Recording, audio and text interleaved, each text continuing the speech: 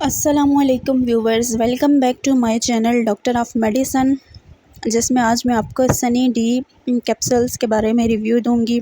Sunny D capsules क्या होते हैं, इनका यूज़ क्या हो सकता है और कौन से हालात में इनका इस्तेमाल किया जाता है, साइड इफ़ेक्ट इनके क्या हो सकते हैं, ये सब जानते हैं इस वीडियो में। इस वीडियो को मुकम्मल देखें और उससे पहले जो न्यू हैं हमारे चैनल पे, it's a request to all, channel को सब्सक्राइब करें, वीडियो को लाइक करें, शेयर करें और बेल के आइकन पे भी क्लिक करें। शुक्रिया। बात करते हैं सनी डी कैप्सूल्स के बारे में। सनी डी कैप्सूल ये एक सप्लीमेंट मेडिसन होती है और अगर इसके फार्मूला की बात की जाए तो इसमें कोलीकैल्सिफेरॉल पाया जाता है, जो कि इसका एक्टिव इंग्रेडिएंट है और ये कैप्सूल की फॉर्म में भी अवेलेबल होती है। उसके अलावा सनी डी के इंजेक्शंस भी अवेलेबल होते हैं, सनी डी का सिरप भी अवेलेबल होता है और ये ड्रॉप्स की फॉर्म में भी पाई जाती है। और प्रोडक्शन इसकी जो है वो स्कॉटलैंड फार्मा की होती है, स्कॉटलैंड फार्मा वाले इसको बनाते हैं। ये था इसका इंट्रोडक्शन। और अब हम बात करते हैं कि कौन सी कंडीशंस में या कौन से हालात में ये बेस्ट होती है। तो सनी डी की जो मेडिसन है या जो इंजेक्शन है, ये बेसिकली विटामिन डी की जो कमी होती है जिस्म के अंदर, उसके लिए बहुत बेस्ट होते हैं। उसके अलावा एक कंडीशन होती है हाइपोकैल्सीमिया, जिसमें क्या होता है कि बॉडी के अंदर कैल्शियम की कमी हो जाती है। कैल्शियम बनाने के जो अज्जा होते हैं उनकी कमी हो जाती है, कैल्शियम जो है वो स्लो बन रही होती है बॉडी के अंदर, तो इस कंडीशन में जो है ये प्रेस्क्राइब की जाती है।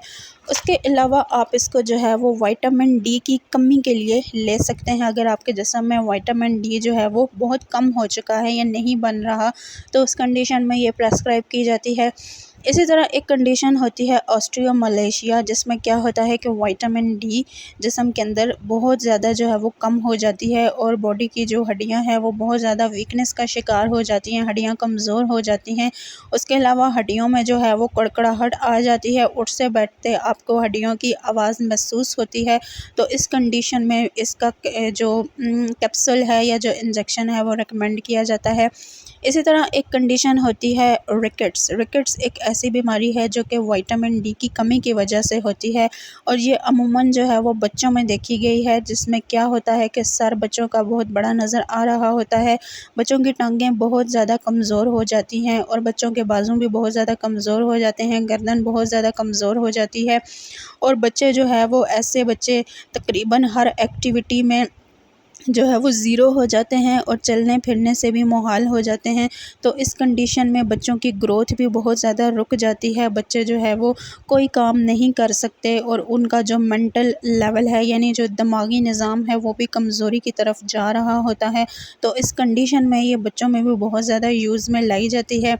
इसी तरह आप इसको बोन हेल्थ में इस्तेमाल कर सकते हैं, यानी अगर आपकी हड्डियां बहुत ज़्यादा नाजुक हो चुकी हैं या कमज़ोर हो चुकी हैं, किसी बीमारी के बाद अगर आप बहुत ज़्यादा कमज़ोरी की तरफ जा रहे हैं और आपकी जो हड्डियां हैं उनमें पेन होता है, आपके जिस्म में पेन होता है, तो आप इसको ले सकते हैं। इसी तरह आप इसको बॉडी पेन में इस्तेमाल कर सकते हैं, यानी आपके जिस्म के किसी हिस्से में अगर दर्दें रहती हैं या आप जो है वो कमज़ोरी महसूस करते हैं या आप थकावट का शिकार रहते हैं या आप बहुत ज़्यादा जो है वो कोई काम ना करने की वजह से भी थक जाते हैं, तो आप जो है वो इसका इस्तेमाल कर सकते हैं। उसके अलावा आप इसको क़ुव्वत मुदाफ़त के इस्तेमाल में भी ला सकते हैं, यानी अगर आपकी क़ुव्वत मुदाफ़त बहुत कमज़ोर है, कोई भी बीमारी आप पे जल्दी असर करती है, आपका जो इम्यूनिटी सिस्टम है वो वीक हो चुका है, तो इस कंडीशन में भी ये बहुत ज़्यादा प्रेस्क्रिप्शन में लाई जाती है।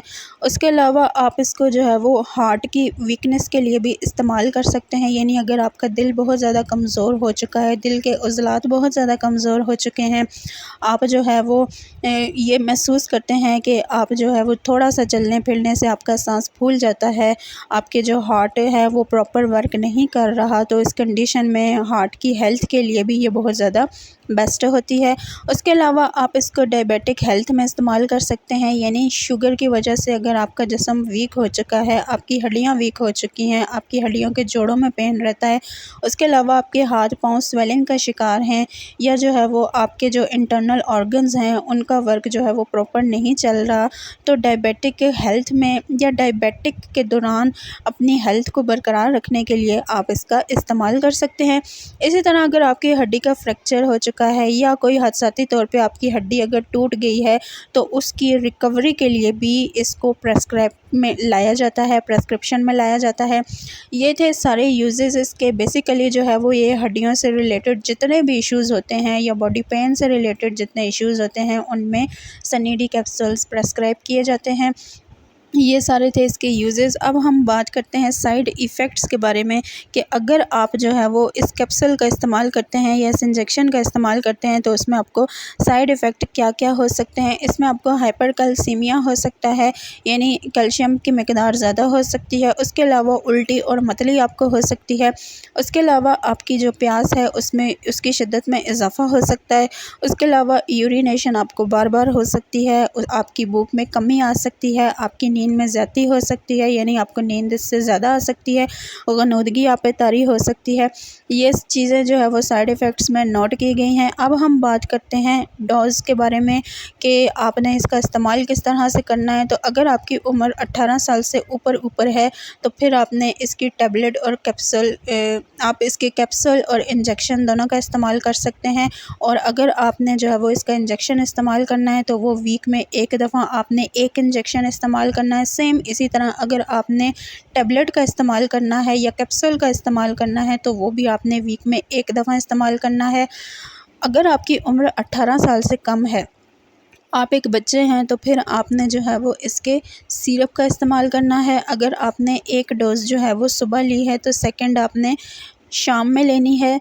एक चम्मच आपने सिरप का सुबह और दूसरा शाम में इस्तेमाल कर लेना है। इसी तरह अगर ड्रॉप्स जो हैं वो इन्फेंट्स के में रिकमेंड किए जाते हैं, यानी जो बहुत छोटे बच्चे होते हैं उनमें विटामिन की कमी दूर करने के लिए ड्रॉप्स जो है वो प्रेस्क्राइब किए जाते हैं।